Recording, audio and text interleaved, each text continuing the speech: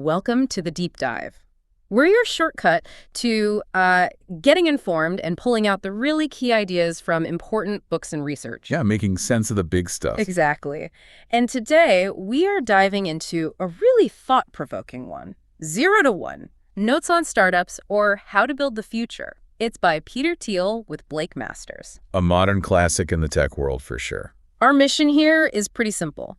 Give you a fresh look at building a better future through new companies, new ventures, and, well, this book definitely has a point of view on that. Oh, absolutely. Yeah. And what's so striking, I think, is how it just goes against the grain. You know, everyone talks about copying, competing hard. Right. But Thiel says, nope, real progress, the kind that actually pushes humanity forward, that comes from doing something totally new. That 0 to 1 thing. Exactly. Going from 0 to 1, not just 1 to N, not just making more of what's already out there. Okay, let's unpack that. 0 to 1. It's like the bedrock of the whole book. What does Thiel really mean by it, and how's it different from 1 to N? So 0 to 1, that's pure creation, making something completely new, where there was nothing before. Like inventing the light bulb?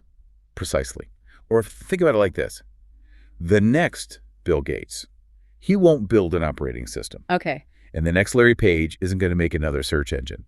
True innovation, real 0 to 1 stuff, it's not about copying. It's about being first, pioneering. Right. And 1 to N then is the copying part, or globalization, as he calls it. Exactly. Taking something that already works and just replicating it, making more of it. Like building 100 typewriters instead of inventing the first word processor. That's the example he uses, right? That's the one.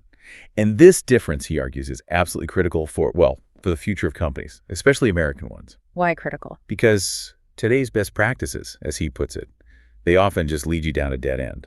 They're all about optimizing what is. Not creating what could be. Exactly. The best paths forward, they're new. They're untried. He talks about humanity's unique ability to, work miracles through technology. Miracles, huh? Yeah, inventing new and better ways of doing things, not just, picking options off some pre-existing cosmic menu. So let's bring it back to the listener. Why should you care about this difference? What's really at stake here, beyond just whether a startup makes money? Well, if all we ever do is 1 to N, we just stagnate. We just get more of the same stuff, maybe slightly better, maybe slightly cheaper. But never truly new. This is about the engine of progress itself. Are we creating or just copying? Okay, that feeds right into this famous, or maybe infamous, interview question Thiel asks. Ah, yes. What important truth do very few people agree with you on? It sounds so simple when you say it like that, but man, it's hard to answer well. Why is it so tough? Well, it hits you on 2 levels, right? First, intellectually.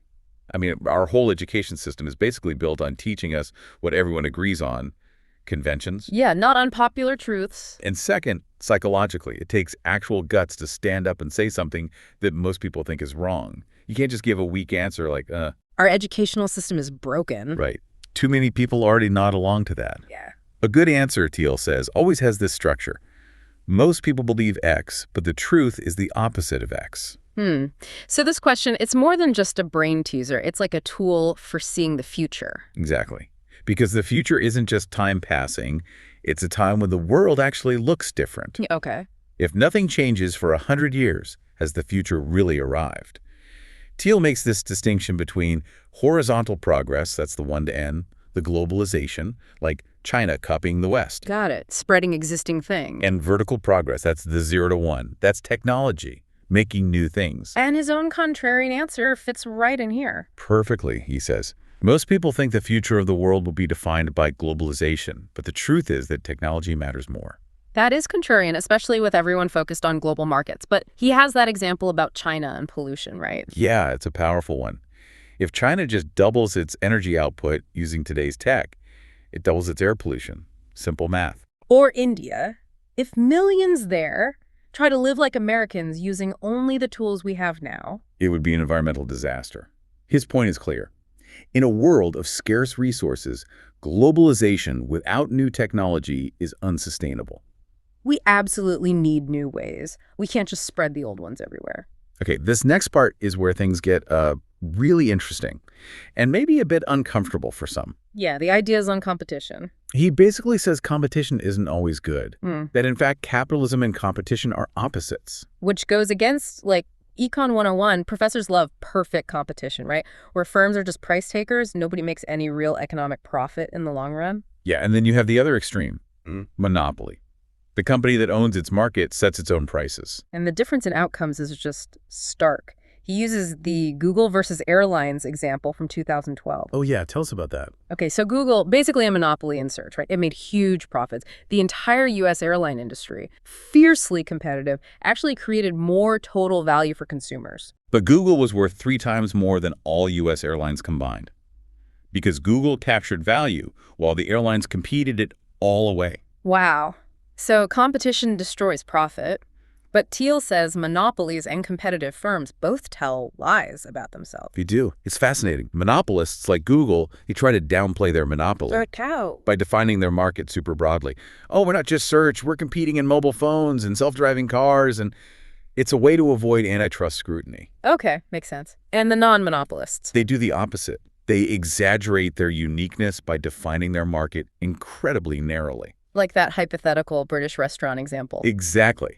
We're the only place serving British food in Palo Alto on this specific street. Thiel calls it the fatal temptation, to describe your market extremely narrowly so that you dominate it by definition. So competition isn't just bad for profits. It sounds like it can be destructive in other ways, too. Absolutely. It breeds ruthlessness. He mentions the pressure in industries, chasing things like Michelin stars, leading to burnout, even tragedy. And it distracts from actually building things. Totally. Think about Microsoft versus Google fighting over browsers and OS, or that crazy online pet store, bubble-pets.com, petstore.com, all burning through hundreds of millions, trying to crush each other instead of creating unique value. Right. Or personal rivalries taking over. Yeah, Ellison versus Siebel. It becomes about the fight, not the mission. He actually points to the merger of PayPal and X.com-Musk's company as a good thing. It ended a really destructive rivalry. So the lesson is avoid competition if you can. Or, as Thiel puts it, there is no middle ground. Either don't throw any punches or strike hard and end it quickly. Okay, so for you listening, what's the takeaway for your career or your business? It's about shifting your mindset. If you can recognize competition as a destructive force instead of a sign of value, you're already more sane than most. Focus on building something unique, something that escapes the dogfight. Don't just aim for a slice of a crowded pie. Okay, so escaping competition and building a monopoly is step one. But how do you make sure it lasts? How do you make it valuable? Right, because not all monopolies are created equal. Exactly. It boils down to 2 things, really. Projected future cash flows and the specific qualitative characteristics. Future cash flows, that explains the Twitter versus New York Times example, doesn't it? Perfectly. When Twitter went public, it was losing money, but valued at $24 billion. The NYT was profitable, but valued way lower, maybe $2 billion. Why? Because investors believed Twitter would capture huge monopoly profits for decades to come. The Times' best monopoly days were seen as behind it. So the key question isn't just how much are you growing now? No. Thiel says if you focus on near-term growth above all else, you miss the most important question you should be asking. Will this business still be around a decade from now? Durability matters most. Okay, so what makes a monopoly durable? What are those qualitative characteristics? He lays out 4 key ones. First, proprietary technology. It has to be really good, right? Not just good. 10 times better than the closest substitute. Think Google's search algorithms compared to, well, whatever else was around then. Or Apple's iPad design. It has to be a quantum leap. 10 times. Okay, what's second? Network effects. Yeah. The product gets more useful the more people use it. Like Facebook. But there's a catch, isn't there? Huge catch. It must be valuable to the very first users, even when the network is tiny. Facebook started small, just Harvard. It worked for them. Unlike some other attempts. Yeah, he mentioned Xanadu failing there. Okay, third, economies of scale. Meaning it gets cheaper to produce more. Basically, yeah. A monopoly business gets stronger as it gets bigger. Yeah. Software is the classic example. The cost to make one more copy is almost zero. Got it. And the last one. Branding. A strong brand can feel like a monopoly. But, and this is crucial, it has to be built on substance. Like Apple's brand. It's not just slick marketing. Exactly. It's built on their tech, their scale, their network effects. He contrasts it with Yahoo under Marissa Mayer, trying to build brand first without the underlying substance. It didn't work. Okay, so you need those characteristics. How do you actually build it? What's the strategy? The key advice is start small and monopolize. Don't go after a huge market right away. No. That's a mistake. He talks about PayPal's early error trying to target Palm Pilot users too broad. They only succeeded when they focused intensely on eBay power sellers, a tiny niche they could dominate. Always err on the side of starting too small. That's the quote, right? That's the one. Dominate a niche first. Then you scale up. Like Amazon. The perfect example. Started with books, dominated. Then CDs, dominated. Then videos. Moving methodically towards becoming Earth's largest store. It's sequenced. Interesting. And he also says, don't disrupt. That sounds weird. Everyone loves that word. Yeah, he thinks it's misleading. True creation isn't just about attacking incumbents. PayPal didn't really disrupt Visa. It created a new way to pay online, expanding the market. So if your whole identity is just being against an existing company, then you're probably not truly new, which leads to his final strategic point. Aim for the last mover advantage. not first mover. No. Be the last one to make a great development in a specific market. That way, you get to enjoy years, maybe decades, of monopoly profits. You must study the end game before everything else. Think about where you want to end up. That idea of planning the end game, it pushes back against another big debate, doesn't it? Luck versus skill. Oh, definitely. It's fascinating how many super successful people, Gladwell quotes Buffett, Bezos, Gates, they often chalk it up to luck. Right. I was lucky. Right place, right time. But then you look at serial entrepreneurs, Steve Jobs, Jack Dorsey, Elon Musk. These guys built multiple massive companies. That seems unlikely if it's all just luck. Yeah. Jack Dorsey even tweeted, "Success is never accidental." It really makes you think. And Thiel connects this to how we view the future. Are we definite about it or indefinite? What does he mean by that? Well, he argues America today mostly operates on indefinite optimism. We generally believe the future will be better. Okay, sounds good so far. But we have no concrete plan for how it gets better. Think about students building these generic, on-the-competent resumes. They're prepared for anything, which means they're prepared for nothing specific.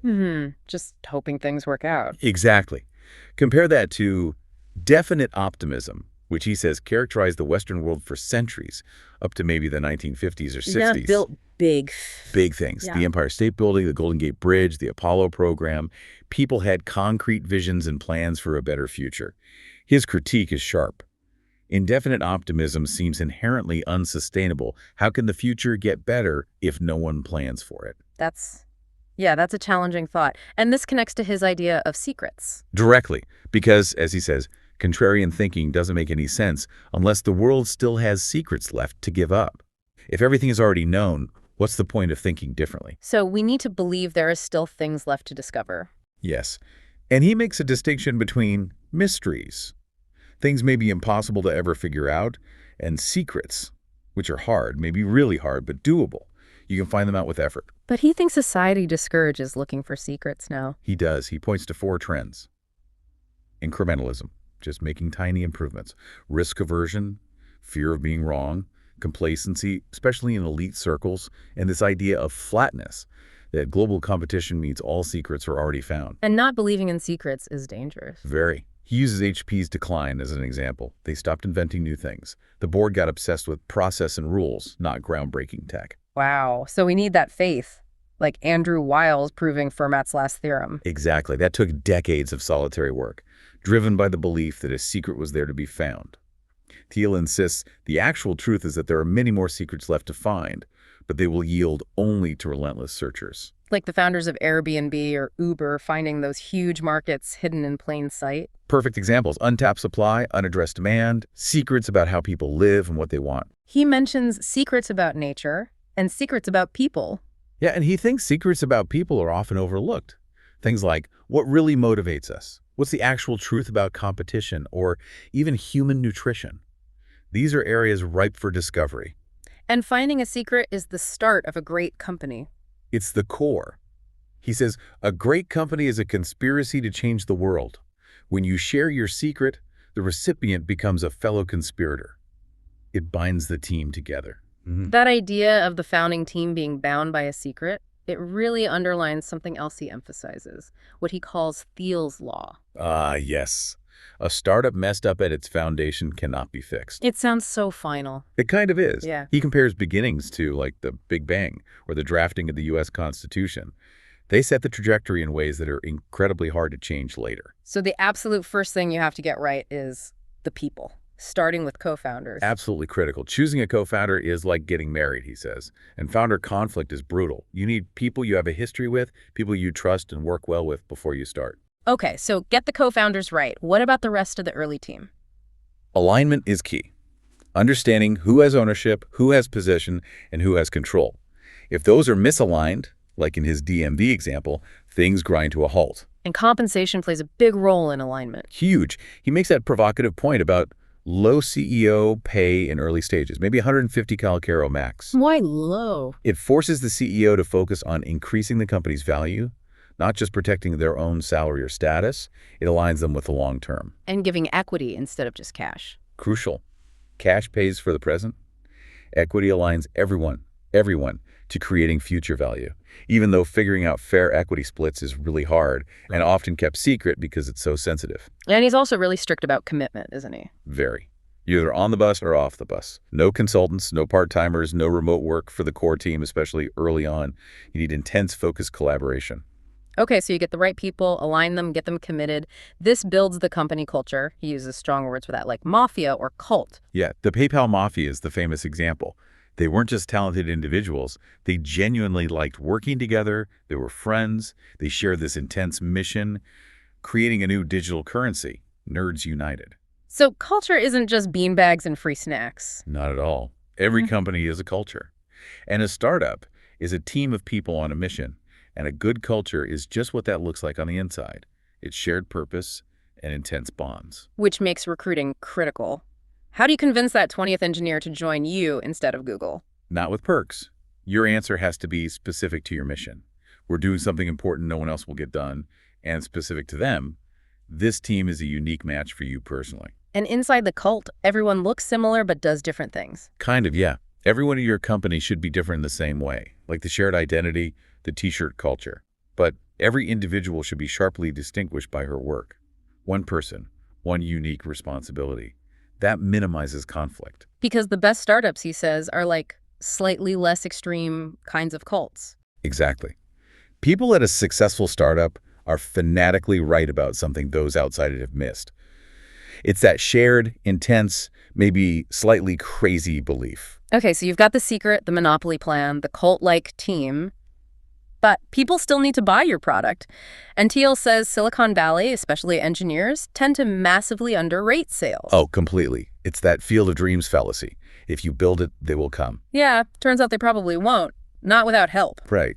He points out the sheer size of the advertising and sales industries in the U.S., like over $600 billion combined. Clearly, someone thinks seller is important. So why the skepticism from nerds, as he puts it? Because sales can look superficial and irrational. But he argues it takes hard work to make sales look easy. It's an orchestrated campaign to change surface appearances. It's complex. And it's often hidden, right? People don't like being sold to. Exactly. Nobody calls themselves a salesperson if they can avoid it.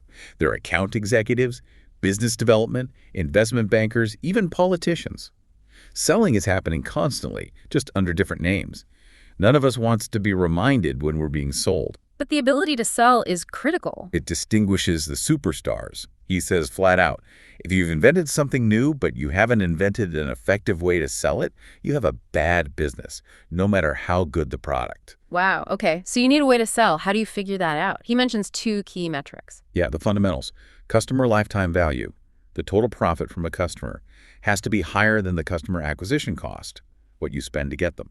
CLV CAC. Simple enough in theory. But finding the right channel is hard.